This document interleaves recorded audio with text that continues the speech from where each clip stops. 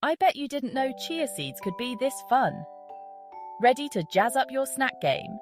Chia seeds are tiny but packed with power. They're full of fiber, protein, and omega-3s, which are great for your health. Here's how to whip up a delicious chia seed snack in just minutes. First, grab a bowl. Add 3 tablespoons of chia seeds.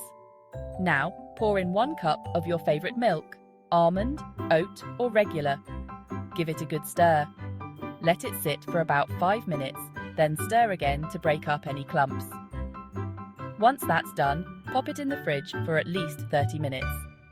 This gives the chia seeds time to soak up the liquid and get all pudding-like. While you wait, let's talk toppings. Fresh fruits like berries, bananas, and mangoes are perfect. Nuts and a drizzle of honey or maple syrup add a sweet crunch. You can even sprinkle some coconut flakes or dark chocolate chips for extra yum.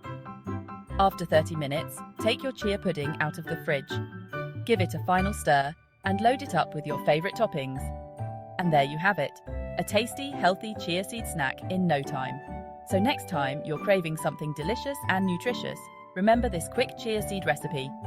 Happy snacking!